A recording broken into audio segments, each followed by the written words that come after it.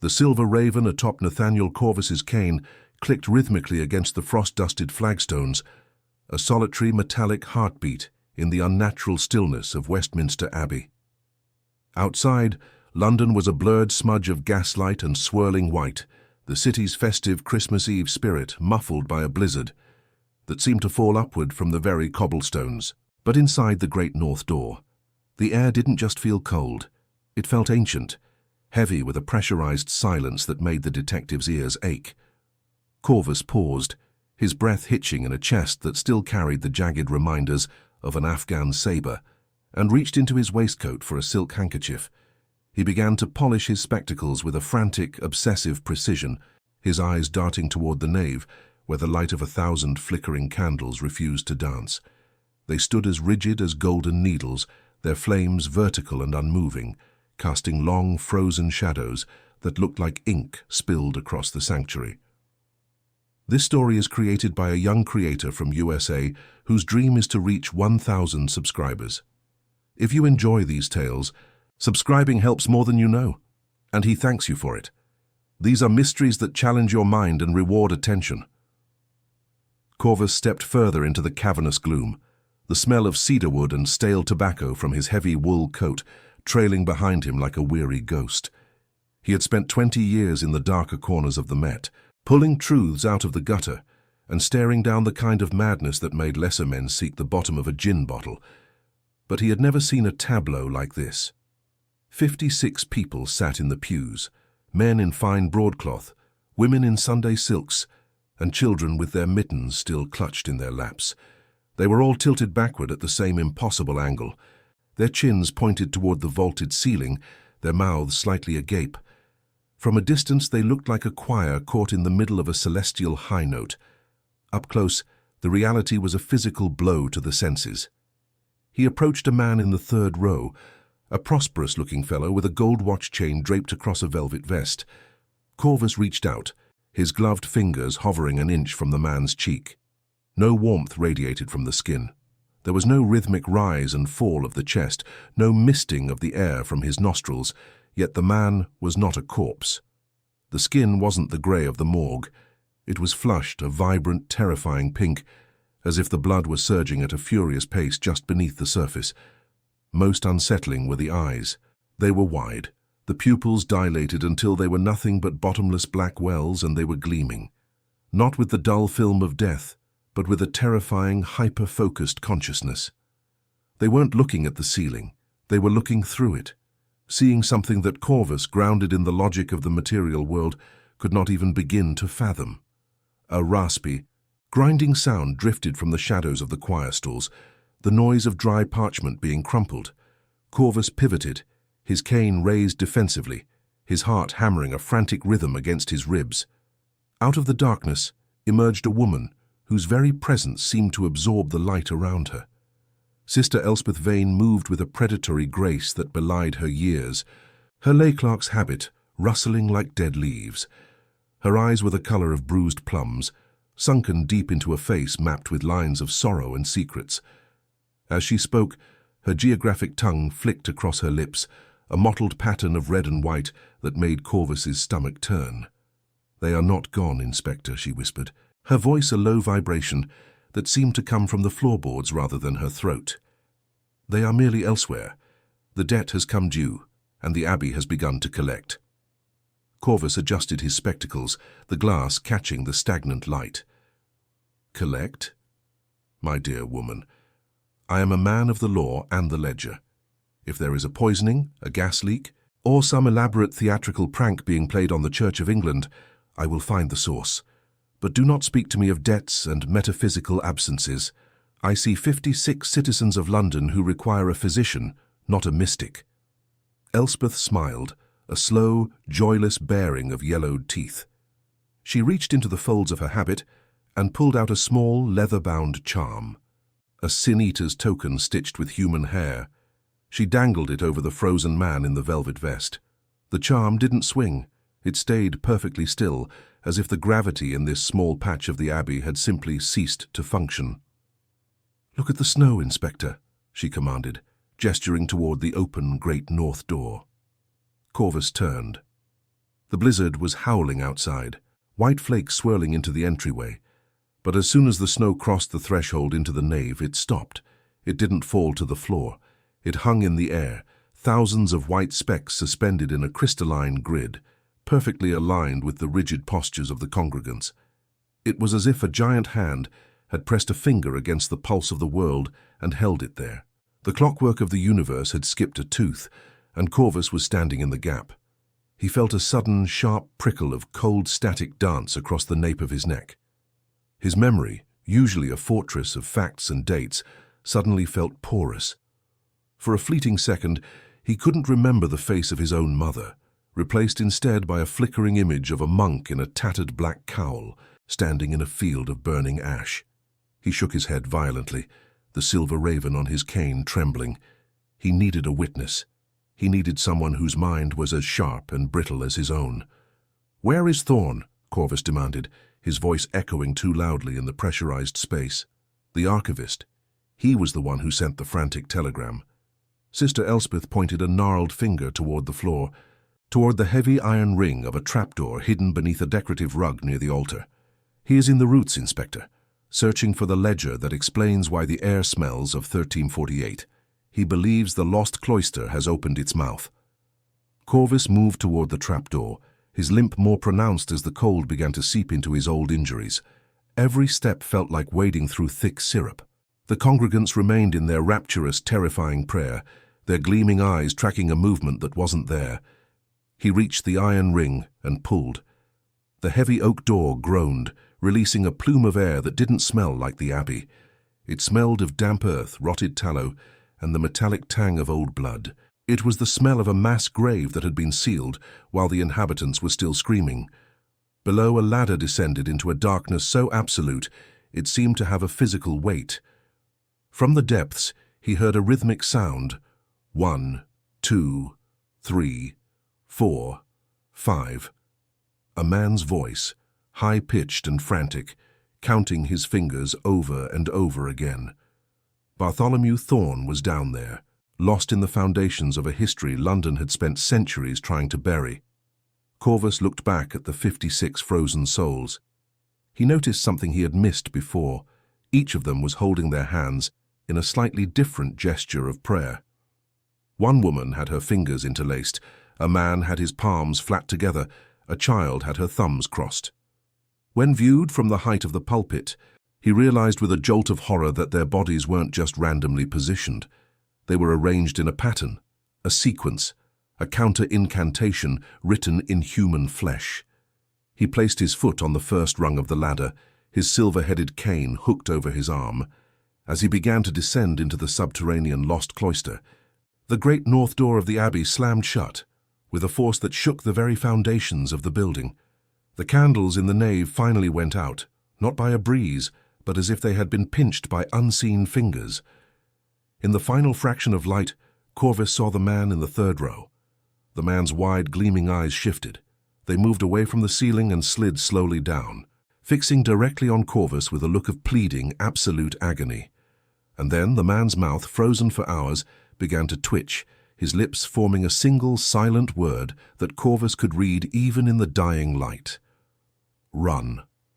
The darkness beneath the abbey didn't just lack light, it possessed a suffocating density, a weight that pressed against Nathaniel Corvus's lungs as he descended the iron ladder.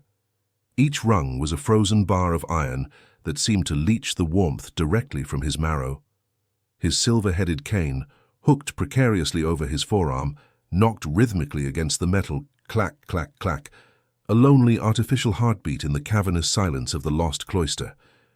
The air here was a different breed of cold than the London winter above. It was a terrestrial chill, smelling of calcified dust, ancient damp, and the faint, sweet rot of long-disturbed earth. As his boots finally met the floor, the ground felt unnervingly soft, a carpet of centuries-old dust and pulverized bone. Corvus reached into his wool coat, his fingers trembling, not from fear, he told himself, but from the damp, and produced a matchbox. The strike of the match was a violent intrusion, a flare of sulphurous orange that carved a small, jagged hole in the gloom. In that flickering radius, the world looked like a charcoal sketch. The walls were not the smooth, polished marble of the nave above, but rough-hewn Saxon stone, dripping with a dark, oily condensation that looked like sweat on the brow of a dying man. 1, 2, 3, 4, 5. The voice came from the shadows beyond the matchlight, a high-pitched rhythmic rasp that sounded like dry leaves skittering over pavement. 1, 2, 3, 4, 5. Corvus moved toward the sound, his cane sinking slightly into the soft earth with every step. He fumbled for the lantern he knew Thorn kept near the base of the ladder, found the cold glass, and applied the dying match to the wick. The flame took, blooming into a steady, flickering glow that pushed the darkness back just far enough to reveal the archivist. Bartholomew Thorn sat on a crate of crumbling ledgers. His frame so skeletal, it seemed as if the heavy tweed of his suit was the only thing holding his bones together. He was staring at his hands. His right index finger was tapping his left thumb, then his forefinger, then his middle, moving with mechanical, frantic precision. 1, 2, 3, 4, 5. He didn't look up when the light hit him. His eyes were wide, the pupils blown so large they nearly swallowed the iris, reflecting the lantern flame like twin moons in a black lake. "Thorn," Corvus said, his voice sounding thin and brittle in the vast subterranean space. "Bartholomew, look at me. It's Corvus." The archivist's finger paused on the ring finger. 1, 2, 3, 4, he whispered, his voice cracking. "They're still there, aren't they? Above us, holding their breath for a god who isn't listening." Corvus adjusted his spectacles, the silver frames cold against his skin. He took a slow, deliberate breath, trying to ignore the metallic tang in the air that tasted like a copper coin on the tongue. "I saw them, Bartholomew, 56 souls frozen in a prayer they cannot finish. The doors were locked from the inside, yet there is no sign of entry. No gas, no poison, no mechanism of man. Tell me why you're down here counting your fingers like a madman in a counting house." Thorn finally looked up, and for a moment Corvus saw a flicker of the intellectual brilliance that had once made the man the premier historian of the Abbey. But it was a dying ember. The count is the only thing that stays the same. Thorn hissed, his eyes darting toward the ceiling. "When the gravity of the debt changes, the body forgets its own geometry. I have to make sure I'm still whole. I have to make sure I haven't been divided." "The debt?" Corvus repeated, pulling a small leather-bound notebook from his pocket. He didn't write anything yet, he simply held the pen like a weapon. "You mentioned a debt in your last letter to the Dean. You spoke of 1348, the year the Black Death took half of London. What does a medieval plague have to do with 56 people turning to stone in the middle of a Christmas Eve service?" Thorn stood up, his joints popping with a sound like dry kindling. He stepped closer to Corvus, and the detective caught the scent of the man, sour sweat, and the cloying, dusty smell of old parchment. "It wasn't a plague," Thorn whispered, his face inches from Corvus's. "It was an extraction. The monks of the 14th century weren't praying for a cure, Nathaniel. They were negotiating a stay of execution. They struck a bargain with the thing that lives in the foundations, the shadow that the Saxon kings tried to bury before the first stone of this abbey was even laid. They promised a tithe, a specific number of souls to be held in escrow, their lives suspended, their consciousness preserved as interest on a loan of time." Corvus felt the familiar sharp ache in his leg, the legacy of a Chinese musket ball from years ago, and he leaned more heavily on his cane. He was a man of logic, a man who believed that every mystery had a rational skeleton, if one was willing to peel back the skin. But the sight of those frozen eyes in the nave above was a difficult thing to reconcile with a world of steam engines and telegrams. "You're suggesting a supernatural contract, Bartholomew, a pact with a shadow?" Corvus's voice was dry, flavored with a skepticism he used as a shield. "I'm a detective, not a theologian. If those people are in a state of suspended animation, there is a physical cause, a draft of some forgotten chemical, perhaps, or a collective hypnotic state triggered by the liturgy." Thorn laughed then, a jagged, mirthless sound that echoed through the cloisters. "Look at the floor, Nathaniel. Don't look at me. Look at what's beneath your very boots." Corvus lowered the lantern. He had assumed the floor was merely uneven dirt, but as the light raked across the surface, he saw the truth. The dust was thin in certain places, revealing a vast, intricate engraving in the stone beneath. It wasn't a decorative flourish, it was a diagram of the nave above, a perfect mirrored map of the pews and the altar. And in each spot where a congregant sat in the world of light, there was a small recessed hole in the stone here in the world of dark. From each hole, a thin, translucent thread of something that looked like hardened spider silk rose into the air, vanishing into the darkness of the ceiling. Corvus reached out, his hand trembling slightly to touch one of the threads. "Don't!" Thorn screamed, plunging forward to grab Corvus's wrist. His grip was surprisingly strong, his fingers like iron talons. If you vibrate the string, they feel it. All of them. Imagine a scream that lasts for 6 centuries, Nathaniel. Imagine that scream being pulled through your teeth all at once. That is what happens if you break the connection before the debt is settled. Corvus pulled his arm back, his heart hammering a frantic rhythm against his ribs. He took a step back, his spectacles sliding down the bridge of his nose. He took out his silk handkerchief and began to polish the lenses with obsessive fervor, a habit that usually calmed his racing mind. This time it did nothing. The logic he had carried into the Abbey was fracturing, the edges of his reality beginning to curl and blacken like paper in a fire. "Who is the creditor, Bartholomew?" Corvus asked, his voice low. "If this is a debt, who holds the note?" Thorn looked toward the far end of the cellar, where the light of the lantern failed to penetrate a heavy velvet-black archway. "He is the residual silence," Thorn whispered. "The one who was here when the first monk arrived, the Abbot of Ash. He doesn't want their deaths, Nathaniel. Death is a finality. He wants their waiting. He feeds on the potential of the lives they aren't living." A sudden, sharp, metallic tang rang out from the darkness of the archway, the sound of a heavy iron key turning in a lock that hadn't been oiled in an eternity. Corvus froze, his hand tightening on the raven's head of his cane. The sound didn't come from the ladder he had just descended. It came from deeper within the foundations, from a place that shouldn't have had doors at all. Then came the footsteps. They weren't the footsteps of a man. They were heavy, dragging, and accompanied by the soft, dry sound of something granular falling onto the floor, like sand or ash being spilled from a sack. Corvus lifted the lantern, the light shaking in his hand. He peered into the black maw of the archway. For a second, he thought he saw a shape, a tall, robed figure whose garments seemed to be made of shifting grey smoke. But it wasn't the figure that stopped Corvus's breath. It was the smell that suddenly flooded the cloister. It was the scent of a Christmas Eve long ago, orange peel, cinnamon, and roasting meat, but it was distorted, as if the smell had been buried in a tomb for 500 years, and only now exhaled. "Nathaniel, we have to go," Thorn whimpered, backing away toward the ladder. "He's realized someone is counting. He doesn't like it when the interest is tallied by anyone but him." Corvus didn't move. His detective's instinct, that stubborn, self-destructive curiosity that had led him into the darkest corners of the Empire, held him rooted to the spot. He saw something on the floor right at the edge of the archway.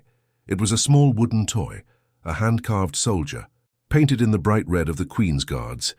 It was identical to the one he had seen clutched in the hand of the frozen child in the 5th row of the nave. But the toy wasn't frozen. It was moving. The little wooden soldier was slowly, agonizingly being pulled across the dirt toward the darkness of the archway, as if an invisible thread were dragging it home.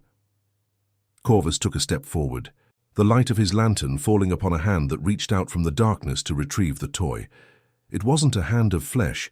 It was a hand of grey, compacted soot, the fingers long and tapering into points of charcoal. The hand paused, the soot shifting and swirling like a miniature storm, and then a single finger pointed directly at Corvus. The lantern in Corvus's hand didn't just go out.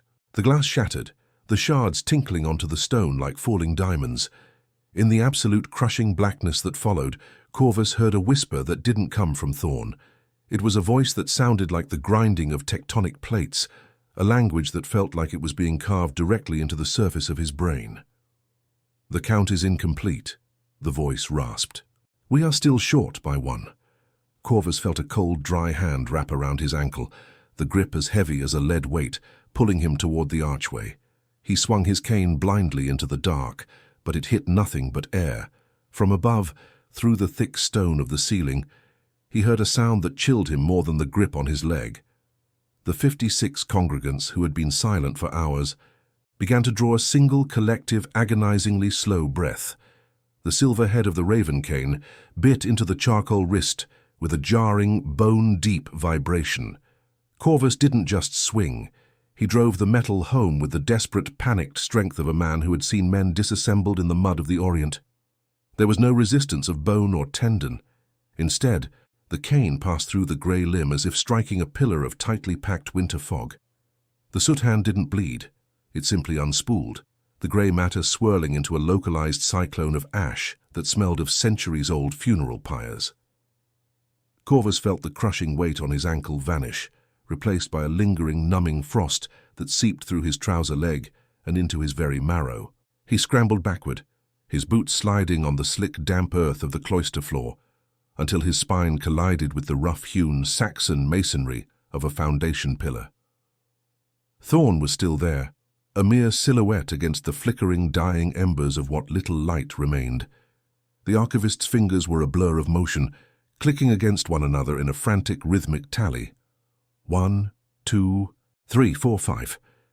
He was weeping, the sound a thin, pathetic wheeze that barely rose above the settling dust. He wasn't looking at Corvus. He was looking at the archway where the hand had emerged, his eyes wide enough to show a ring of white even in the gloom. The voice that had claimed they were short by one still vibrated in the detective's inner ear, a dissonant chord that made his teeth ache. It wasn't a sound carried by the air. It was a thought forced into his skull, heavy and jagged. Corvus fumbled in his coat pocket, his fingers trembling with a frantic energy he hadn't felt since the trenches. He found a matchbox, the wood damp and soft. He struck one, then another, the friction producing nothing but a shower of impotent sparks. On the third attempt, a sulphurous flare bloomed into existence, casting long, distorted shadows that danced like dervishes against the ancient stone. The archway was empty. There was no monk, no void, only the toy soldier lying face down in the dirt, its red paint looking like a fresh wound in the orange glow. "We must go up," Corvus grunted, his voice sounding thin and foreign to his own ears. He reached out and grabbed Thorn by the shoulder, finding the man's frame even more skeletal than it had appeared in the nave. The archivist was shivering so violently that his teeth rattled like dice in a cup. Corvus hauled him upright, using the pillar for leverage. The detective's leg, the one shattered years ago, screamed in protest, a dull, throbbing reminder of his own mortality. He ignored it, shoving Thorn toward the narrow stone staircase that led back to the world of gaslight and relative sanity. As they ascended, the air began to change. The subterranean dampness gave way to a pressurized electric stillness. And then came the sound. It started as a low rhythmic hum, the kind of vibration one feels in the diaphragm before the ears actually register it. It was the sound of 56 sets of lungs drawing air in perfect, terrifying synchronization. Whoosh, ha, whoosh, ha. It was the sound of a giant bellows working in the dark. When Corvus crested the final step and re-entered the nave, the sight nearly stripped the remaining reason from his mind. The congregants were no longer perfectly still. With every collective inhalation, their chests expanded in an exaggerated, unnatural swell, straining the buttons of their coats and the lace of their dresses. Their upturned faces remained fixed toward the vaulted ceiling, their eyes wide and glistening, but their bodies were beginning to vibrate with the effort of the breath. It was as if they were being inflated by a force that didn't belong to the atmosphere of London. The snow that had drifted onto their shoulders was melting now, not from warmth, but from the sheer friction of their shivering skin. Corvus moved down the center aisle, his cane clicking a frantic counterpoint to the breathing. He stopped at the 5th row, looking down at the child who held the twin to the toy soldier he had seen below. The boy's small chest was heaving, his ribs visible through his thin wool waistcoat. His lips were parted, and as he exhaled, a faint grey mist escaped his mouth. Not the white steam of breath in the cold, but a wispy, ash-colored vapor that smelled of old parchment and extinguished candles. A shadow detached itself from the gloom of the high altar. It was Sister Elspeth Vane. She wasn't praying. She was kneeling on the floor, a needle and thread in her hand, working feverishly on the hem of her habit. Her geographic tongue darted out to lick her dry lips, and her eyes, those bruised plum orbs, were fixed on Corvus with an intensity that bordered on the predatory. "They are waking up," Corvus said, though he knew it was a lie as soon as the words left his mouth. They weren't waking. They were being used. The sister didn't look up from her sewing. "They are not waking, Inspector. They are being tuned, like the pipes of that great silent organ behind you. One doesn't play a masterpiece on a broken instrument. The abbot is merely ensuring the vessels can hold the weight of what is to come."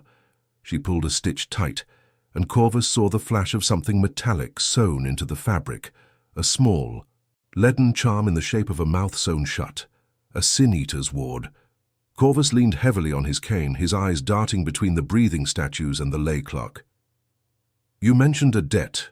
Thorn spoke of a count. 56 people are here, sister. 56 souls frozen in a moment of prayer." The voice below said the count was incomplete. "Who is the 57th? Elspeth finally looked up, her grim, humorless smile tugging at the corners of her mouth. Her face was a map of wrinkles, each one a path to a secret better left buried. "You are a man of logic, Nathaniel. You look at the pews and you see people. You should be looking at the blood." The Black Death didn't just take bodies, it took futures. In 1348, when the pits were overflowing and the bells never stopped tolling, the monks of this abbey struck a bargain with the thing that lives in the ash. They asked for the pestilence to pass over their families, their descendants. They bought 5 centuries of life with a single night of worship. She stood up, her old joints popping like dry kindling. But the thing in the ash doesn't care for the passage of years. It has come to collect the interest. 57 families signed that pact in the lost cloister. 57 bloodlines were spared the rot, so they could be harvested tonight. Look at your ledger, Inspector. Look at the empty space. Corvus felt a cold sweat break out across his brow. He reached into his inner pocket and withdrew the church registry he had snatched from the vestry earlier. His hands were shaking so badly he nearly dropped it. He flipped through the names, his eyes scanning the elegant Victorian script. Every seat in the occupied pews corresponded to a name on the list. He counted them again. 56. He looked back at the pews, his mind racing. His memory, that flickering, unreliable candle, suddenly cast a bright light on a detail he had overlooked. He walked to the very back of the nave, to the shadows beneath the organ loft. There, tucked away in a corner where the gaslight couldn't reach, was a small, ornate chair, a prie-dieu. It was empty, but on the velvet cushion sat a single white glove, pristine and elegant. Corvus picked it up. It was a woman's glove, expensive, smelling faintly of lavender and the metallic tang of expensive ink. Beside the chair, carved into the stone of the floor, was a name that hadn't been read aloud in the service, a name that Corvus recognized from the headlines of the morning paper. Thorn had stopped counting his fingers. He was standing by the heavy oak doors of the abbey, staring out into the blizzard. The snow was blowing in, forming a white shroud over the flagstones. The archivist turned, his face as pale as the snow. "She isn't here, Inspector, the one who was supposed to lead the closing prayer, the one whose blood holds the final key to the seal. If she doesn't take her place before the midnight bell, the abbot won't just take the 56. He will take the abbey, he will take the city. A debt unpaid is a debt that grows." Corvus looked at the glove, then at the frozen child, then at the darkness of the high altar, where a void was beginning to take shape, a shadow that had no source. The breathing of the congregants reached a crescendo, a roaring sound that filled the nave like the rushing of an incoming tide. The mystery was no longer about what had happened to these people. It was about who was missing, and why she had fled the very service meant to seal her fate. Corvus looked at the heavy, ancient doors, knowing that the answer lay out there in the freezing London night, hidden among the millions of souls who had no idea that their existence was currently being weighed against a 500-year-old ledger of ash. Comment who you suspect. Can you solve it first? Can. Nathaniel Corvus held the white glove with the same clinical detachment he might use for a piece of blood-soaked evidence from a Whitechapel gutter. The silk was fine, the kind of material that spoke of inherited wealth and a life spent far from the soot-heavy air of the East End. Yet the smell was wrong. Beneath the expected notes of lavender and expensive perfume lingered a sharp, ozone-like scent, the same metallic tang that preceded a lightning strike.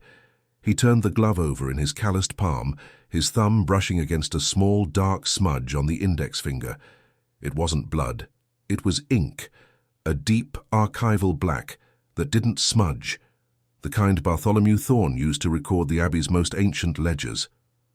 Thorne's breathing was a frantic, uneven stutter.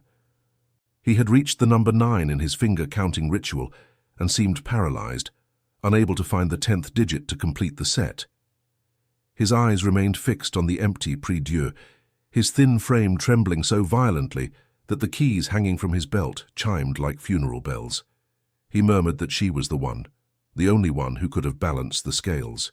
He claimed the Lady Genevieve Vance carried the weight of 10 generations in her marrow, and without her presence at the altar, the Abbot of Ash would find his own way to collect the interest on a 500-year-old loan.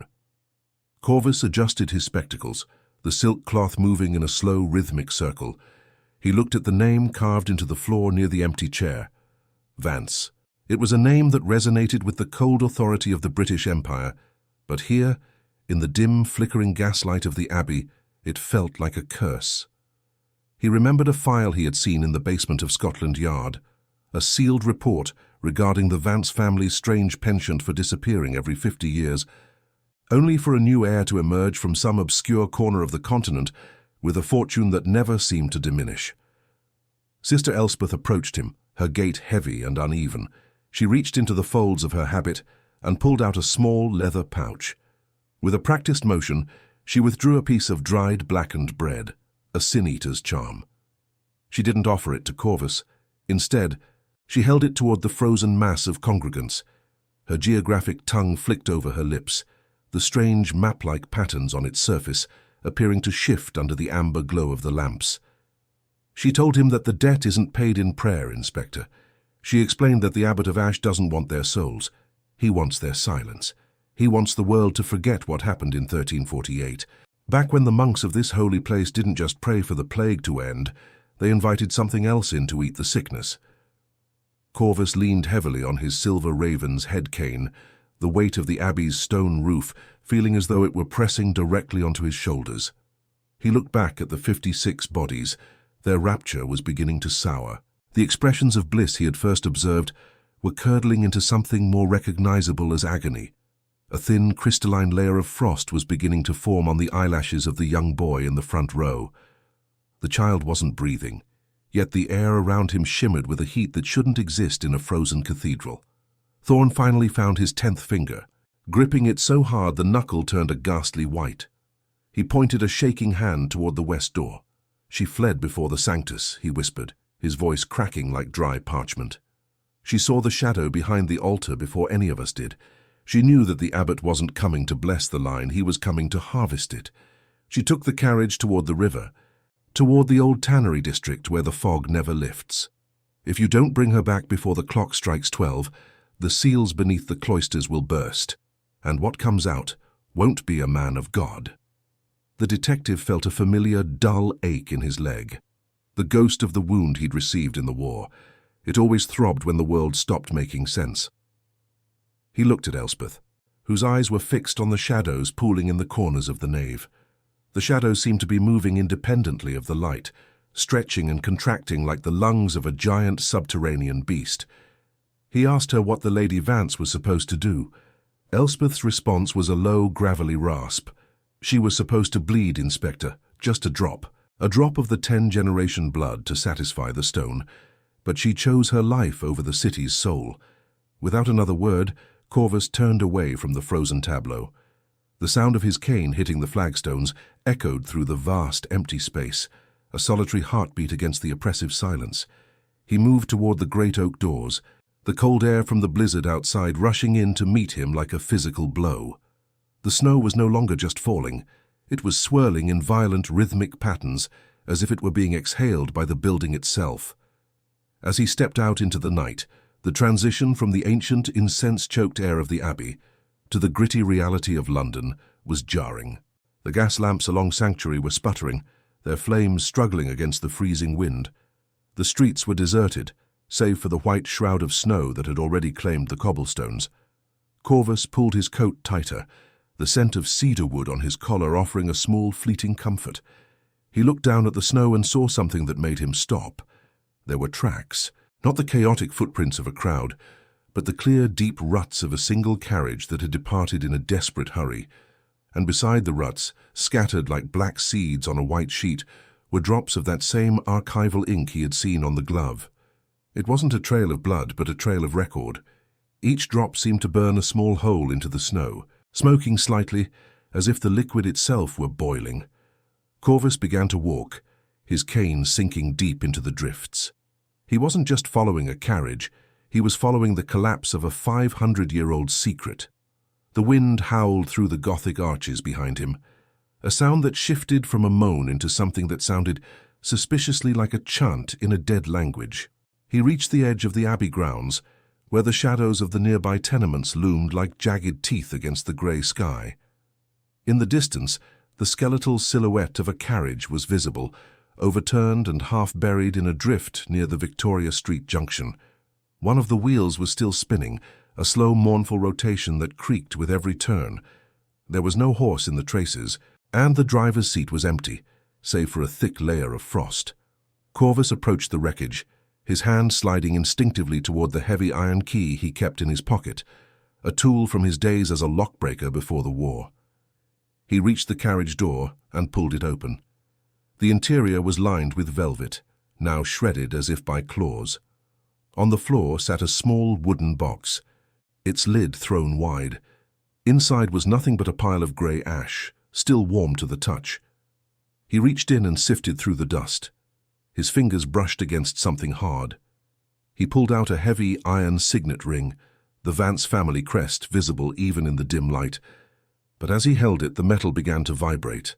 A low hum resonated through his arm, vibrating his teeth. From the darkness of the carriage's corner, a pair of eyes opened, not human eyes, but spheres of swirling, milky white that reflected no light.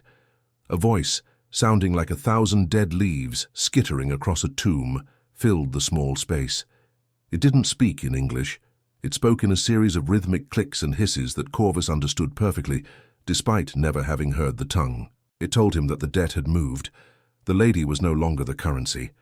Corvus felt a sudden, sharp coldness in his chest. He looked down and saw that the ink on the signet ring was beginning to crawl up his own skin, staining his fingers, moving like a living thing toward his wrist. The blizzard roared with a renewed, deafening intensity, and for a brief, terrifying second, the detective realized that the Abbot of Ash hadn't just been waiting for a descendant. He had been waiting for a witness. Comment who you suspect. Can you solve it first? The ink did not merely stain the skin, it claimed the marrow. Nathaniel Corvus stumbled away from the overturned carriage, his silver-headed cane sinking deep into the fresh snow with every desperate stride. The black lines on his wrist pulsed with a rhythmic, sickly heat, weaving through his veins like a nest of disturbed vipers. He could feel the substance, if it could be called that, burrowing toward his elbow, a topographical map of some forgotten hell being etched onto his very anatomy. The blizzard screamed around him, a choir of frozen ghosts, but the heat in his arm was so intense it seemed to melt the snowflakes before they could touch his sleeve. He looked back once, gasping for air that tasted of iron and ozone, but the carriage had already been swallowed by the white void of Victoria Street. There were no tracks behind him, not even his own. The world was erasing itself, leaving only him and the corruption climbing his limb. He reached the great north door of Westminster Abbey, his fingers fumbling with the heavy iron handle. The metal was so cold it tore a layer of skin from his palm, yet he felt nothing but the throb of the ink. As he swung the door open, the transition from the chaotic roar of the storm to the pressurized silence of the nave was like a physical blow. The 56 congregants remained exactly as he had left them, a gallery of human statues, their faces tilted toward the vaulted ceiling in that horrific duality of ecstasy and agony. The gaslights had dimmed to mere embers, casting long skeletal shadows that danced across the stone floor with a life of their own. Corvus leaned against a pillar, his chest heaving, and pulled back his coat sleeve. The black patterns had reached his mid-forearm now, forming intricate, jagged geometries that resembled the arched ribbing of the Abbey's own ceiling. Sister Elspeth Vane emerged from the gloom of the ambulatory, her footsteps making no sound on the ancient flagstones. She carried a small pewter bowl of smoking embers, the scent of bitter herbs and burned hair trailing behind her. When her eyes fell upon Corvus's exposed arm, the violet depths of her pupils seemed to swallow the whites of her eyes entirely. She didn't scream. She didn't even gasp. She simply reached out a gnarled hand and gripped his bicep, her touch as cold as the snow outside. Her geographic tongue flicked over her dry lips as she whispered in that gravelly, unsettling rasp. Noting how the shadows didn't just fall upon him, they seemed to be sinking into him. She told him that the abbot had chosen a new ledger, that the debt of 1348 was no longer content with the blood of the descendants. It wanted the record-keeper. It wanted the man who saw too much. Corvus tried to pull away, but his muscles felt sluggish, as if his blood had turned to cooling wax. He asked her what the ink was doing, his voice cracking like dry parchment. Elspeth leaned in close, the smell of her sin-eater charms, cloves, dried heartstrings, and something metallic, filling his senses. She explained that the abbey was not just a house of God, it was a seal. Below the Gothic arches, below the Saxon stones, lay the lost cloister, a place where the geography of London folded in on itself. The ink was a key, a living blueprint designed to navigate the subterranean labyrinth that no living man had walked in 5 centuries. He wasn't just being marked, he was being calibrated. The congregants were the anchor, their collective stilled consciousness providing the power, but Corvus was to be the needle on the compass. They moved toward the cloisters, Corvus's cane striking the floor with a heavy, dull thud that echoed into the rafters. In the corner of his eye he saw one of the frozen congregants, a young woman in a green silk gown, shift her gaze. Her head didn't move, her body remained rigid, but her pupils slid slowly toward him, tracking his progress with a look of profound, silent pleading. He paused, his hand trembling as he reached for his spectacles to polish them, a frantic reflex to reclaim his sanity. The silver raven's head on his cane felt abnormally heavy, the metal vibrating against his palm in a low, discordant hum that matched the pulsing of the ink. Who among these silent witnesses held the final piece of the puzzle? Comment who you suspect. Can you solve it first? In the depths of the Abbey's scriptorium, they found Bartholomew Thorne. The archivist was hunched over a desk that looked like it had been carved from the bones of a leviathan. He was counting his fingers again. 1, 2, 3, 4. His voice a frantic, rhythmic mutter. He didn't look up as they approached, his eyes fixed on a vellum scroll that seemed to be sweating a dark, viscous fluid. Thorne's voice rose to a frantic pitch as he reached 10 and immediately began again at 1, his obsession a thin shield against the encroaching madness. He told them, without looking away from his counting, that the charter of the unspoken had been breached. The pact made during the Black Death wasn't a one-time payment. It was a mortgage on the city's soul, and the interest had finally come due on this specific Christmas Eve, when the veil was thinnest. Corvus leaned over the desk, the ink on his arm reacting to the scroll. The black lines on his skin began to glow with a faint, bruised purple light. He saw the names on the vellum, names of families he recognized, names of the very people frozen in the pews above. But at the bottom of the list, a new name was being written in real time, the letters forming as if by an invisible hand, Corvus. The detective felt a sharp, stabbing pain in his shoulder, as if a hook had been driven into the joint. He realized then that the Abbot of Ash wasn't just a legend or a residual haunting. It was a vacuum, a hunger that had waited in the damp dark beneath the abbey, for a mind sharp enough to perceive it, for only a mind that understands the structure of the world can be used to dismantle it. Thorne finally looked up, his face a mask of gaunt terror, his 10th finger trembling as he pointed toward the floorboards.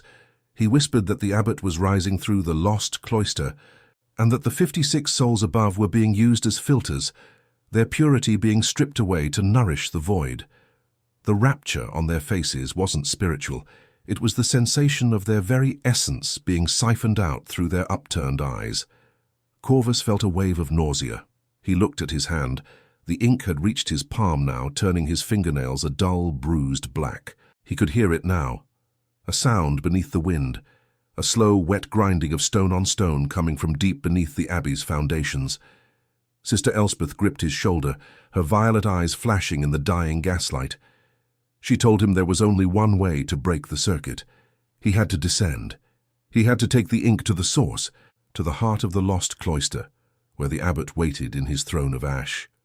If he stayed above, the 56 would eventually crumble into dust, and the debt would expand to the rest of London, a plague of stillness that would freeze the city in a perpetual silent Christmas Eve. Corvus looked at his cane, then at the door that led to the subterranean stairs, a door that shouldn't have existed, appearing now where there had only been solid masonry a moment before. The air in the scriptorium grew impossibly thick, the smell of ancient dust and stagnant water rising from the newly formed doorway. Corvus felt his memory flickering. He struggled to remember the face of his mother, the taste of a summer apple, the sound of his own name. The abbot was eating his past to make room for the map of the future. He took a step toward the darkness, his cane scraping against the threshold.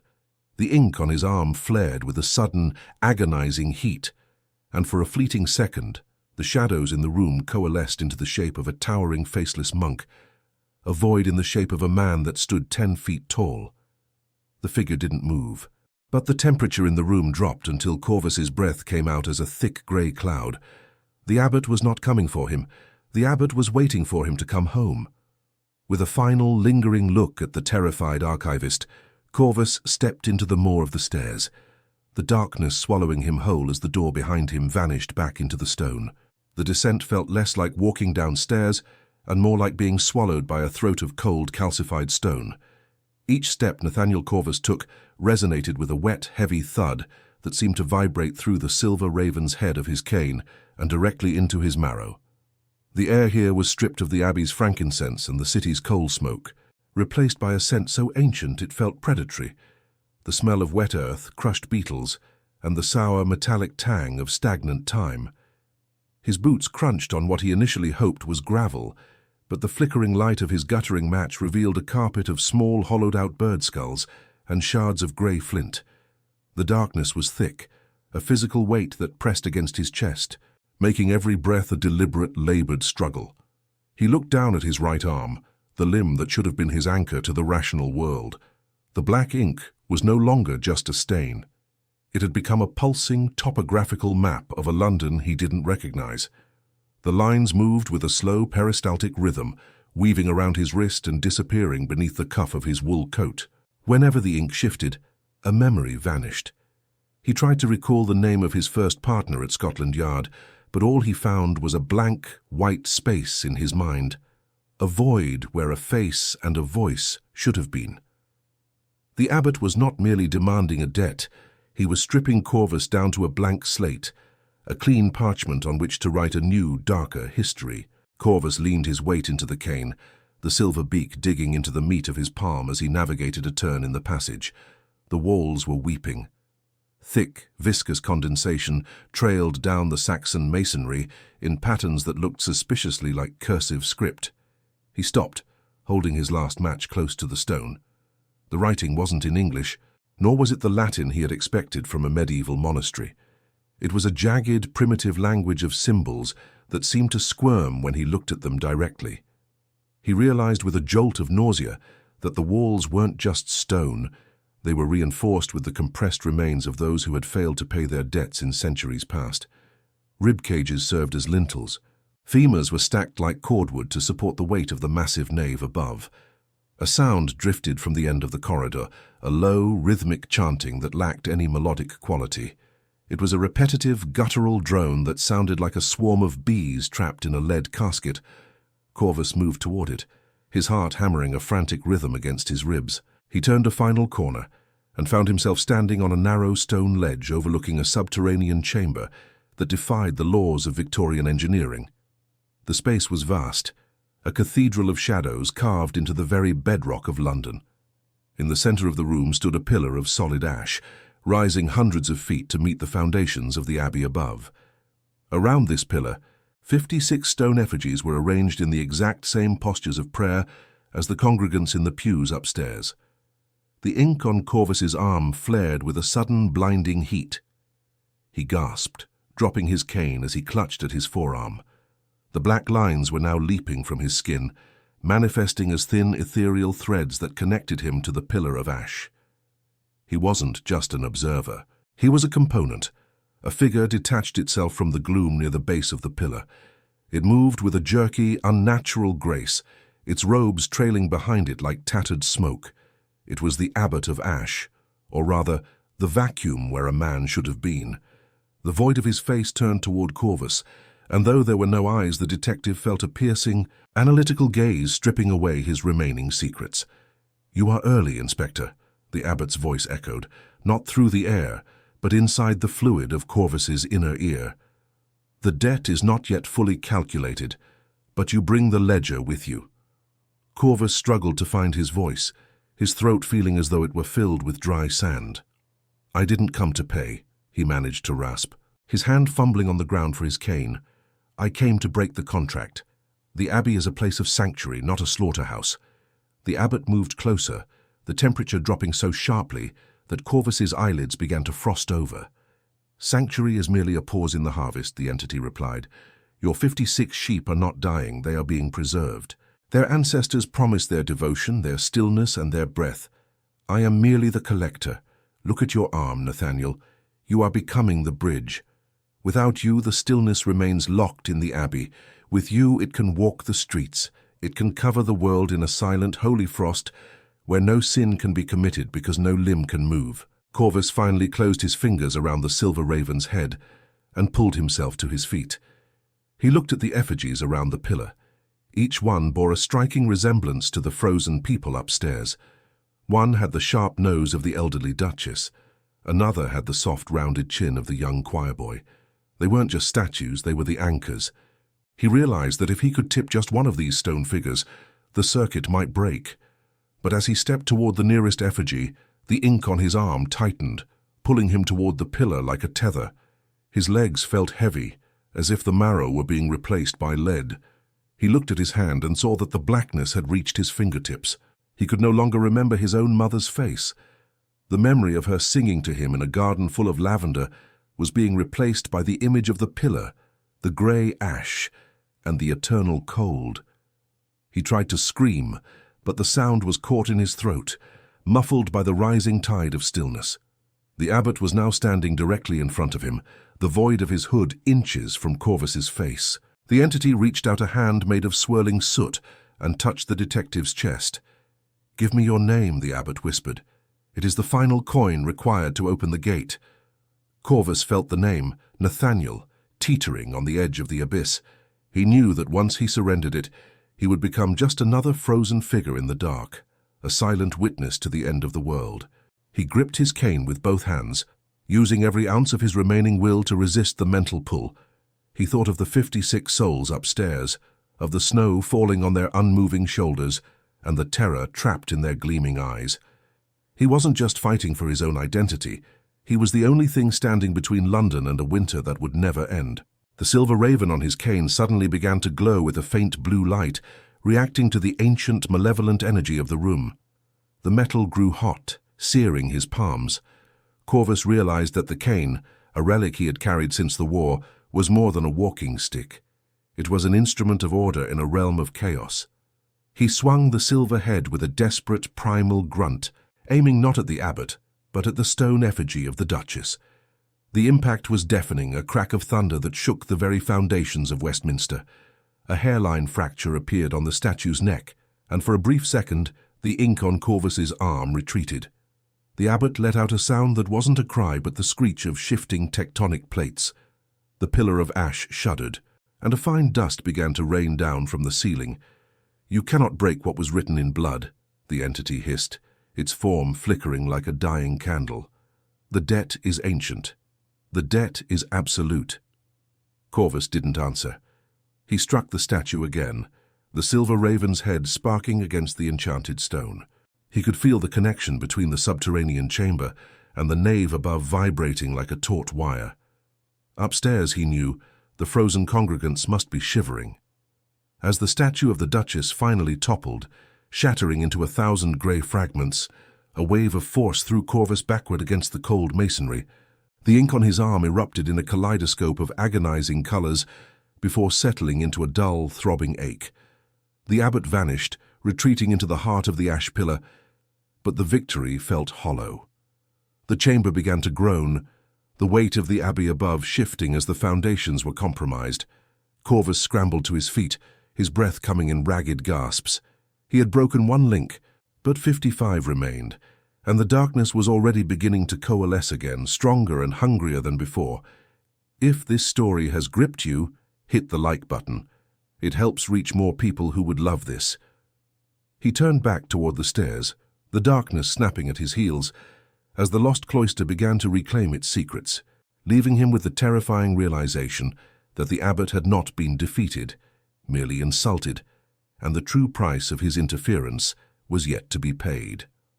The silver head of the raven cane bit into the detective's palm, a grounding sting that anchored him to the shifting reality of the subterranean passage. Dust, heavy with the taste of pulverized limestone and centuries of trapped air, swirled in the wake of the collapsing masonry. Behind him the lost cloister groaned, a rhythmic tectonic sound like the grinding of a giant's teeth. Nathaniel Corvus did not look back.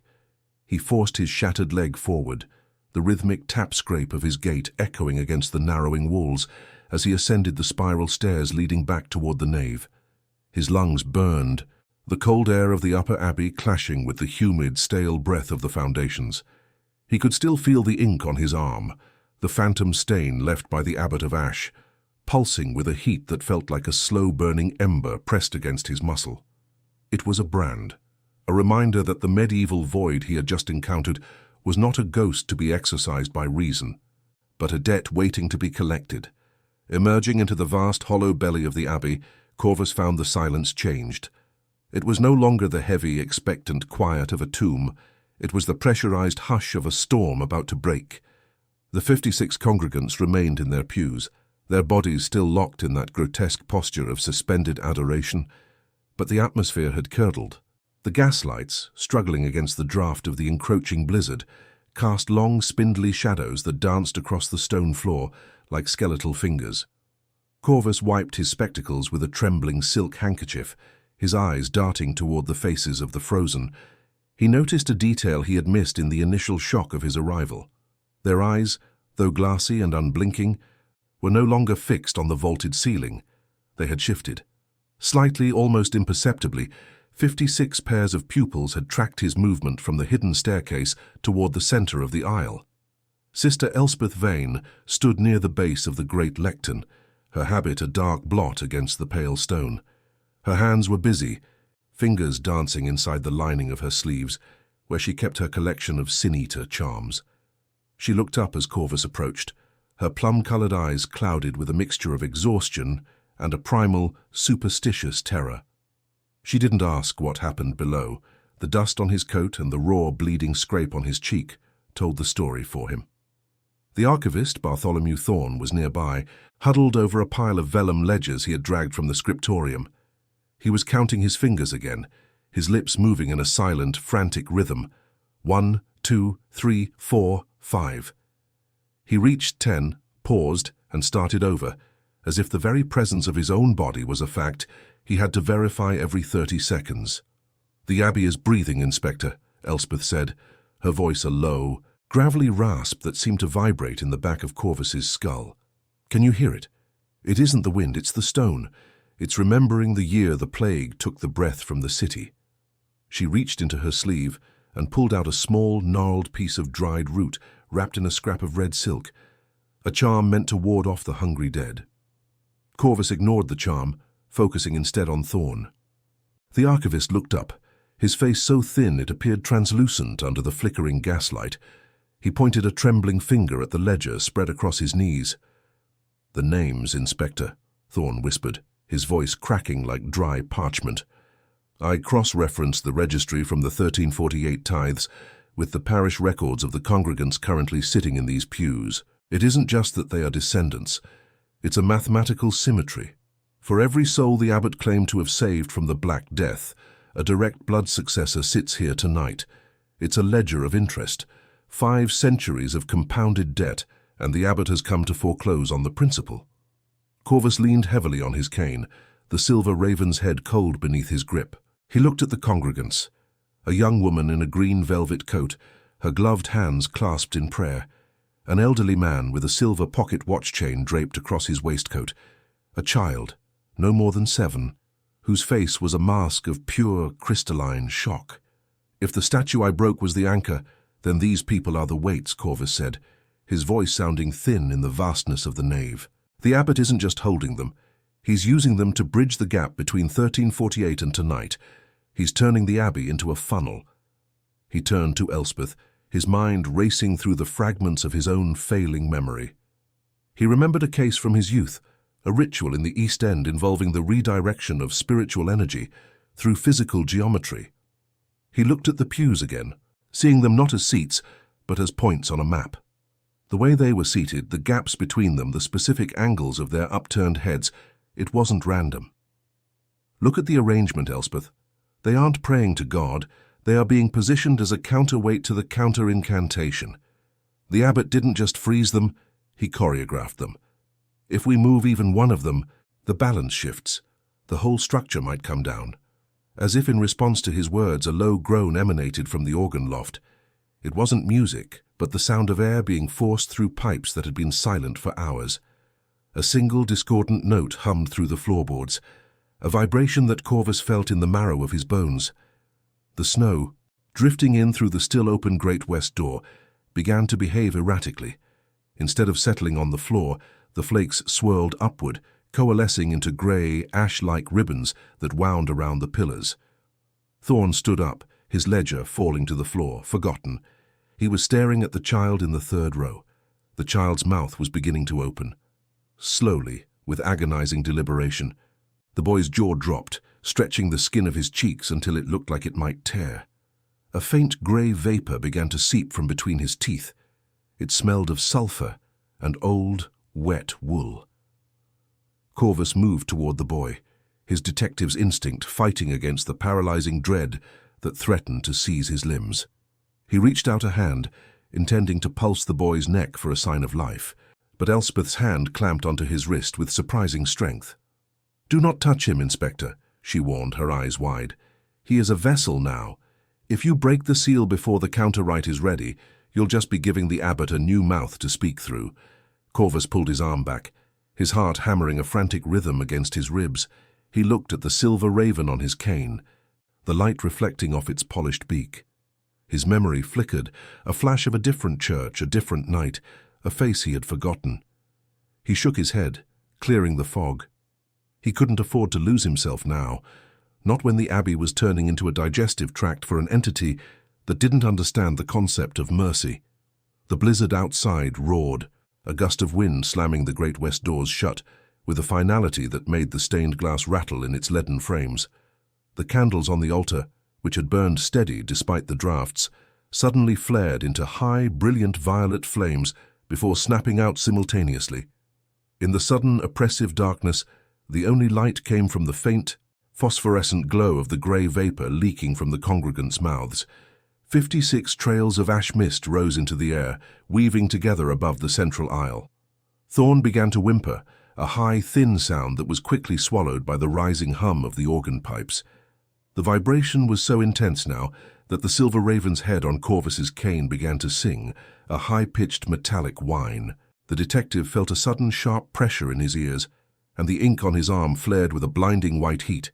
He looked down and saw the black lines of the abbot's mark beginning to spread, crawling up his shoulder and toward his throat like a nest of awakened vipers. The debt was no longer a metaphor, it was a physical encroachment. "The abbot is not in the cloister anymore," Corvus realized, his voice a strangled whisper, as he fought the constriction in his chest. "He's here. He's using the vapor. He's knitting himself a body out of their collective breath." As he spoke, the ribbons of ash mist began to solidify, forming a tall, hooded shape that towered over the center of the nave. It had no face, only a shifting void where features should be, and its presence brought with it a cold so absolute that the moisture on Corvus's eyelashes began to freeze. The entity turned toward the detective, and for a moment, the vast, echoing space of Westminster Abbey felt no larger than a coffin. Corvus fumbled for his spectacles, which had slipped down his nose, his fingers numb. He needed a weapon, but silver and lead were useless against a memory made of ash. He looked at Thorn, who was paralyzed, and then at Elspeth, who was clutching her sin-eater charms as if they were the only things keeping her anchored to the earth. The detective realized then that the counter-incantation wasn't something written in a book. It was a physical act of defiance that required a sacrifice the abbot hadn't accounted for. He looked at the mark on his arm, the black ink now reaching his collarbone, and understood that his failing memory wasn't a symptom of age, but the first thing the abbot had begun to harvest. The entity stepped forward, the stone beneath its non-existent feet cracking under the weight of centuries of condensed history. It raised a hand, a gesture that was both a blessing and a sentence of death, and the grey vapour from the congregants intensified, their bodies beginning to wither as their very essence was drawn into the void. Corvus braced himself, leaning on his cane, his mind searching for the one thing he still possessed that the abbot could never truly own. But as the hooded shape loomed over him, a new sound pierced the din, a rhythmic, heavy thudding from the other side of the great west door, as if something even larger was trying to break its way into the sanctuary. The vibrations from the great west door did not just echo through the vaulted ceiling, they travelled up the silver-headed cane and into the marrow of Nathaniel Corvus's bones. It was a heavy, rhythmic percussion, the sound of a mountain trying to force its way through a keyhole. Each blow caused the dust of 7 centuries to drift from the triforium like grey snow, settling on the frozen, upturned faces of the 56 congregants. Corvus adjusted his spectacles, his thumb tracing the familiar ridges of the silver raven's head. His mind felt like a library in the middle of a gale, pages of his own life tearing loose and fluttering into the dark. He could no longer remember the face of the woman he had loved in his youth. Only the scent of lavender and the feeling of a cold rain in a garden whose name had vanished from his map of memories. The Abbot of Ash did not flinch at the sound. The towering, hooded shape of shifting soot and ancient breath seemed to expand with every thud against the door, drawing in the remaining warmth of the sanctuary. The entity's voice was not a sound, but a vibration that settled in the back of the detective's throat, tasting of copper and dry rot. It spoke of the debt, a ledger opened in the year of the great mortality, and never closed. It claimed that the world outside was a chaotic accident, and only here, in the stillness of the Abbey's subterranean architecture, did the mathematics of suffering truly balance. Bartholomew Thorne was on his knees now, his spindly fingers twitching in a frantic rhythmic count. 1, 2, 3, 4.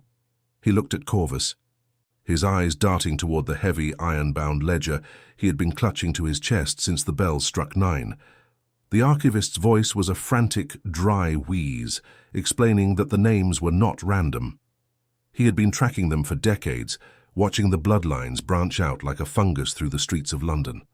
The tailor in pew 4, the widow in the back row, the young clerk with the shaking hands, they were the interest on a loan taken by men who had died before the stones of the nave were even weathered. Thorne admitted he had known this night was coming. He had prepared the archive, not to stop the abbot, but to ensure the documentation was precise. The detective felt a surge of cold fury. The archivist wasn't a victim. He was the accountant for a nightmare. Corvus moved toward Thorne, his limp more pronounced as the black ink on his arm tightened like a tourniquet. He grabbed the man by his fraying lapels, the smell of cedarwood and cheap tobacco on the detective's breath, clashing with the sterile chill of the abbey. He demanded to know the nature of the thing behind the door. If the abbot was the debt collector, what was the force trying to break in? Sister Elspeth stepped forward, the sin-eater charms sewn into her habit clicking like the teeth of a predator. She didn't look at Corvus. She looked at the buckling wood of the west door. She whispered that the abbot was not the master of this ritual, but the gatekeeper. The thing outside was the hunger that had been promised a feast in 1348. It was the Black Death itself, a sentient, localized extinction that had been stalled by the pact and was now tired of waiting for its crumbs. The detective let go of Thorne and turned back to the frozen congregants. He realized the systematic nature of their positioning. They weren't just in prayer. They were arranged in a geometric pattern that mirrored the Saxon foundations hidden beneath their feet. The lost cloister wasn't just a physical space. It was a blueprint for a vacuum. Corvus began to pace the aisle, his analytical mind fighting the encroaching fog of his own fading identity. He looked at the mark on his arm, which had now reached the base of his skull. He was the 57th soul, the one required to observe and validate the transaction. Without a conscious witness to the horror, the sacrifice would have no weight in the eyes of the darkness. The abbot moved with the fluid grace of smoke, appearing suddenly beside the tomb of a forgotten king. It pointed a translucent finger toward the center of the nave, where the vapor from the congregants' breath was forming a swirling vortex of grey light. The entity explained that the counter-incantation Corvus sought was a lie, a scrap of hope thrown to the desperate to keep them from fleeing before the harvest. There was no way to release them that did not involve someone stepping into the void to take their place. The abbot's void-like face seemed to ripple with a terrible, silent laughter. He told Corvus that the detective's memory was the first sacrifice, the clearing of the vessel before it was filled with the collective agony of the 56. Corvus felt a sharp, stabbing pain behind his eyes. He forgot the name of the ship he had served on during the wars. He forgot the taste of his favorite gin. He was becoming a hollow man, a silhouette of a detective filled with nothing but the immediate crushing present. He looked at Sister Elspeth, seeking some spark of humanity, but her eyes were fixed on the sin-eater charms. She began to rip the stitches with her teeth, pulling the small jagged stones and bone fragments from her habit. She told Corvus that she had been a sin-eater for 40 years, taking the stains of the dying into her own soul to give them a clean passage. She said the charms weren't for her protection, but were containers for the darkness she had already consumed. She began to arrange the charms in a circle around the base of the great west door, her gravelly voice chanting in a language that sounded like the grinding of tectonic plates. The thudding from the other side stopped. The silence that followed was far more terrifying than the noise. It was a silence that had weight, a silence that suggested the thing outside was no longer trying to break the door, but was instead searching for a different way in. The abbey's walls began to weep, a thick black moisture seeping through the mortar, smelling of stagnant water and old graves. Thorn let out a strangled cry as the ledger in his hands began to smoulder, the pages curling and blackening without the presence of fire. The names of the congregants were disappearing, the ink being drawn into the air like iron filings to a magnet. The archivist scrambled backward, his heels clicking against the flagstones, but the shadows of the pillars seemed to reach out and snag his coat. The Abbot of Ash ignored him, focusing entirely on Corvus. The entity whispered that the time for deduction was over. The logic of the world was a thin crust over an ocean of irrationality, and the detective was about to drown. Corvus leaned heavily on his cane, his knuckles white. He looked at the 56 frozen souls, then at the buckling door, then at the void where the abbot's face should be. He realized that his fading memory wasn't just a loss, it was an opening. If he had no past, he had no fear of the future. He began to polish his spectacles with his silk handkerchief, a reflexive habit that felt like a lifeline to the man he used to be. He told the abbot that a debt collector who kills his witness loses his claim. He argued that if he, the 57th soul, refused to acknowledge the validity of the pact, the geometry of the ritual would collapse. The abbot's form flickered, the edges of its hooded robe fraying into the cold air. The entity retorted that Corvus's acknowledgement was not a choice, but a biological inevitability. The detective's brain would record the horror, even as it broke. But Corvus smiled, a grim, noirish expression that didn't reach his eyes. He whispered that he was a man who had made a career out of being an unreliable witness to his own trauma. He looked at Sister Elspeth and gave a sharp, decisive nod. She understood. She threw the last of her sin-eater charms into the central vortex of breath and ash. The reaction was instantaneous. The grey vapor turned a violent, bruised purple, and the temperature in the abbey dropped so low that the stone pillars began to crack with the sound of pistol shots. The congregants didn't move, but their eyes, those gleaming points of trapped consciousness, began to weep blood. The great west door didn't break. It simply ceased to exist, dissolving into a cloud of splinters and rusted iron. Beyond the threshold, there was no London, no snow, no Christmas Eve. There was only a wall of roiling black fog, pulsing with the heartbeat of a billion dead. The Abbot of Ash let out a sound that was less a scream and more the sound of a cathedral collapsing. It lunged for Corvus, its hands of smoke reaching for the detective's throat. Corvus didn't flinch. He raised his silver-headed cane, not to strike but to point toward the archivist Bartholomew Thorne, who was now being pulled into the darkness by his own shadows. The detective shouted that the ledger was the only thing holding the names to the earth, and if the ledger burned, the debt was uncollectible. As the abbot turned in a panic toward the smouldering book, Corvus felt a sudden, violent wrenching in his chest. The mark on his arm began to glow with a sickly white light, and for the first time since the bells struck 9, he heard the sound of a human heart beating, and it wasn't his own. The 56 congregants all took a single synchronized breath, their chests heaving in a terrifying unison that shook the very foundations of the abbey. The abbot of Ash did not breathe, but the air around him curdled into a sickly yellow fog that smelled of open sores and the stagnant water of a forgotten cistern.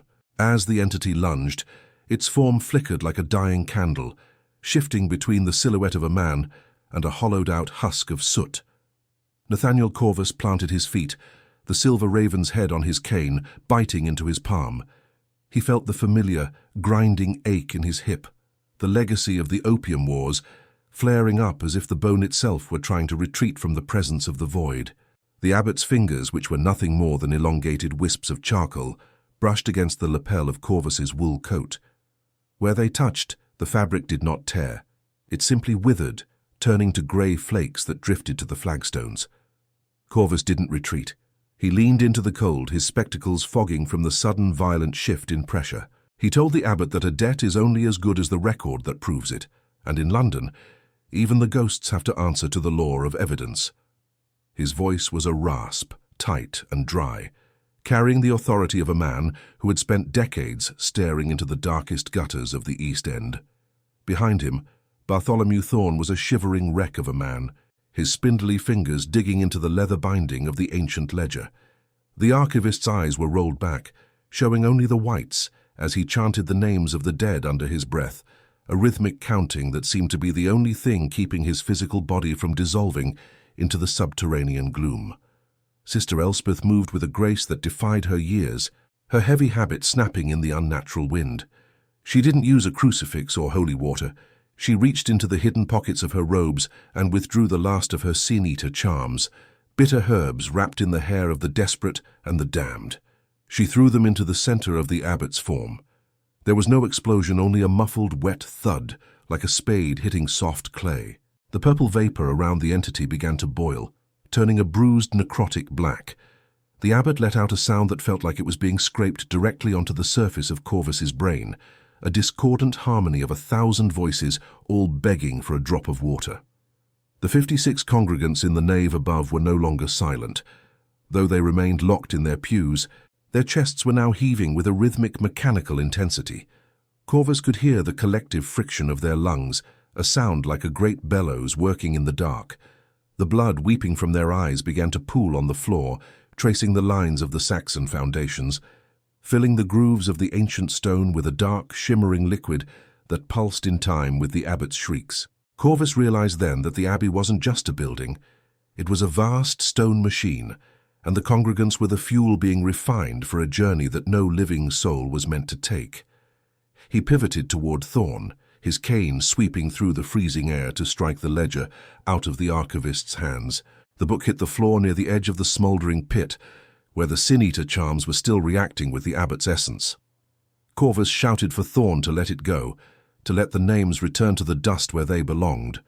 Thorne let out a strangled cry, his obsession with the record warring with his instinct for survival. The thin man reached for the book, but his hand passed through the cover as if it were made of smoke. He was losing his tether to the material world, his skin becoming translucent, revealing the delicate, bird-like cage of his ribs. The Abbot of Ash turned its gaze toward the book, and for a fraction of a second Corvus saw the entity's face. It wasn't a face at all, but a map of the Black Death, a swirling topography of buboes, fever shivers, and the sheer unadulterated terror of a century that had seen the end of the world and survived only by making a deal with the dark.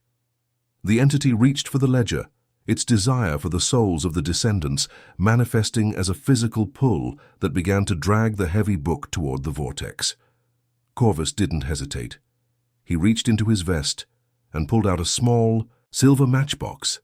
He didn't have the strength of a younger man, and his memory was a fractured mirror, but he knew the chemistry of destruction. He struck a match, the flame a tiny, defiant spark of orange in the oppressive violet light. He tossed the matchbox onto the ledger. The vellum, soaked in the residual oils of Sister Elspeth's charms and the ancient volatile ink of the monks, ignited with a roar that sounded like a choir screaming in unison. The heat was instantaneous and absolute. The Abbot of Ash recoiled, its smoke limbs thrashing as the names of the 56 families began to curl and blacken on the burning pages. As each name vanished into ash, a corresponding gasp echoed from the nave above. The rigid bodies of the congregants began to soften, the unnatural tension bleeding out of their muscles. The rapture in their expressions dissolved into simple human confusion. The blood stopped flowing from their eyes, drying instantly into rust-colored stains on their cheeks. The abbot began to collapse in on itself, the void at its center losing its gravity. It wasn't a death but a displacement. The entity was being pulled back into the cracks of history, back to the year 1348, where the debt had been born in the shadow of the plague. Its form grew smaller, denser, until it was nothing more than a spark of cold grey light hovering over the burning remains of the book. With a final piercing note that shattered the remaining gaslight globes in the cloister, the spark vanished. Silence returned to Westminster Abbey, but it was a different kind of silence, an empty, hollow quiet that felt like the aftermath of a storm. The subterranean chamber was plunged into near-total darkness, save for the dying embers of the ledger. Corvus slumped against a pillar, his breath coming in ragged white plumes. He looked at his hands. They were trembling with a violence he couldn't control. He searched for Sister Elspeth and found her kneeling by Bartholomew Thorne. The archivist was still there, his body solid once more, though he looked as if he had aged 20 years in 20 minutes. He was weeping softly, his fingers twitching as he tried to count them over and over, making sure he was still whole. Upstairs, the sounds of the world began to bleed back in, the distant tolling of a church bell, the muffled hoofbeats of a carriage on the snowy street, the soft murmur of 56 people waking from a nightmare they would never quite remember. They would tell their families they had fainted from the heat or the incense, a mass fainting spell on a cold Christmas Eve. The authorities would provide a rational explanation, something about a leak in the gas lines, or a rare atmospheric phenomenon. The truth would be buried under the flagstones, added to the layers of secrets that London kept hidden beneath its Victorian pride. Corvus hauled himself to his feet, leaning heavily on his cane. He didn't look back at the charred remains of the history that had almost consumed them. He walked toward the stairs, his limp more pronounced than it had been an hour ago. He felt a strange lightness in his mind, a clarity he hadn't known for years.